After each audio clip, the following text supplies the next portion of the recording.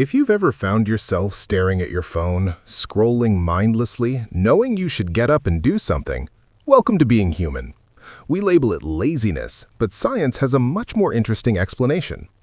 Laziness isn't a character flaw. It isn't proof that you're weak or broken. What we call laziness is actually the brain's effort optimization system trying to conserve energy. And this goes back to evolution. Let me explain.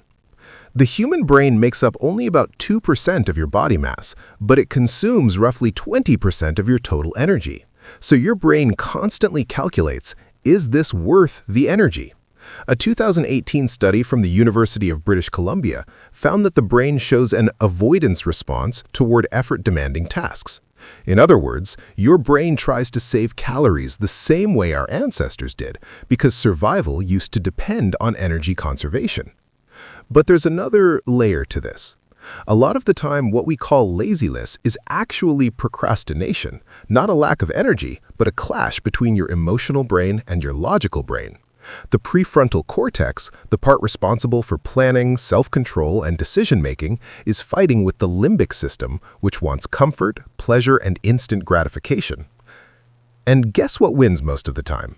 The limbic system, because its job is to avoid discomfort. This is why people aren't lazy when it comes to things they enjoy. You can binge a 10-hour Netflix show, but struggle to read for 20 minutes. It's not laziness, it's reward pathways. Dopamine, the neurochemical for motivation and reward, drives your behavior. Social media, processed foods, and entertainment give instant dopamine hits with almost no effort. Meanwhile, meaningful goals give dopamine only after effort, and your brain picks the easy win. So scientifically, laziness is a dopamine imbalance plus energy conservation plus emotional conflict. It's not about being weak, it's about being wired for survival in a world designed for comfort. Which leads to the bigger question. If laziness is hardwired, how do we overcome it? That's where part 2 begins. Now, I'm not here to give you toxic hustle culture. And I'm not here to say, just try harder. That doesn't work, and science proves it. So here are the systems that actually destroy laziness, based on neuroscience, behavioral psychology, and habit formation research. Reduce friction. Humans avoid tasks that require more starting effort. It's called activation energy. The higher the activation energy, the more you procrastinate. Example. Going to the gym. If your bag isn't packed, if your shoes aren't ready, if you don't know what workout to do, that friction kills motivation. So, reduce the friction. Pack your gym bag the night before. Put your running shoes where you'll see them. Prepare your protein and water. A Stanford behavior design study found that reducing friction increases follow-through more than increasing motivation.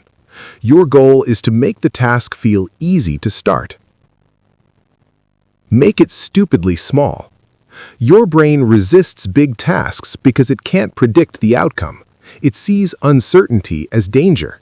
So you trick it with micro-commitments. Don't say, I'll read for 1 hour. Say, I'll read 2 pages. Don't say, I'll study my course. Say, I'll open the module. This is backed by B.J. Fogg's behavior model, which says small actions create identity-shifting habits. Because here's the secret. Motivation doesn't come before action, it comes after. Action produces momentum, and that momentum generates motivation. Use the 5-minute rule. Tell yourself, I'll do it for 5 minutes. Your brain can tolerate 5 minutes of anything. And once you start, you almost always continue, because the brain doesn't like to stop halfway. This leverages something called the Zeigarnik effect, which explains that unfinished tasks create mental tension, pushing you to continue. Delay gratification with dopamine management.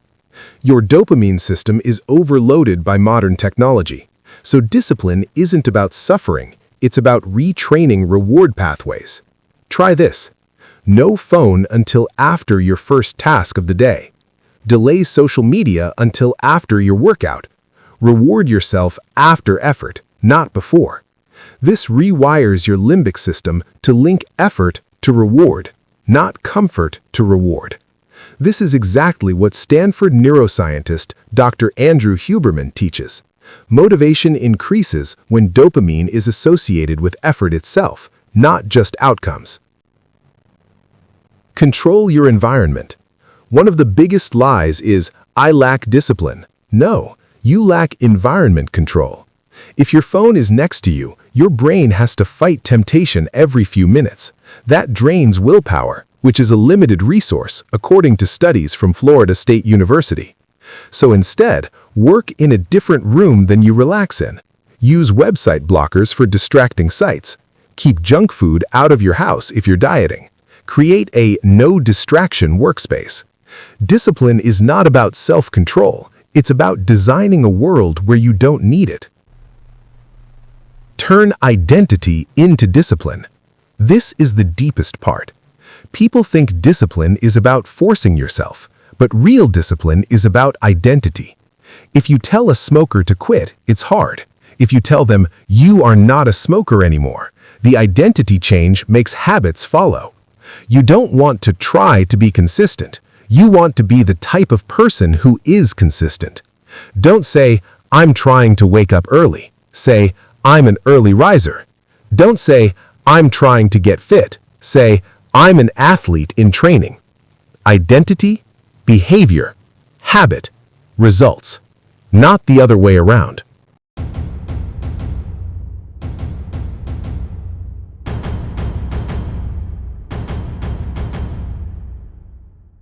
Now, let's put everything together. If you want to stop being lazy, you need a system, not a mood. Motivation is temporary. Systems are permanent. Here's the framework. Step 1. Define one non-negotiable. Pick one habit that improves your life if repeated. Examples: 20 minutes reading daily, 30 minutes exercise, 10 minutes journaling, 1 hour skill building. Not all, just one. Consistency is built through simplicity, not intensity. Step 2. Attach it to a trigger. Habits form through cue, behavior, reward loops. Example: cue, wake up.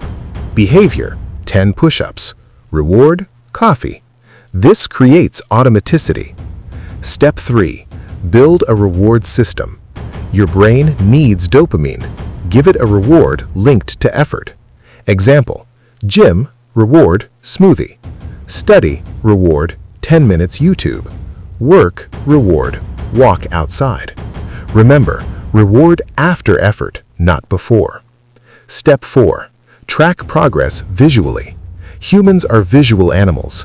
When you can see progress, you stay disciplined. Use habit trackers, checklists, calendar streaks, whiteboards. A Harvard study found that measurable progress increases motivation significantly. This is called the progress principle. Step 5. Forgive imperfection, but never break twice. You will fail. You will skip days. That is normal. But follow the rule. Never miss twice. Miss one workout? Fine. Miss 2. Now it's a habit reversal.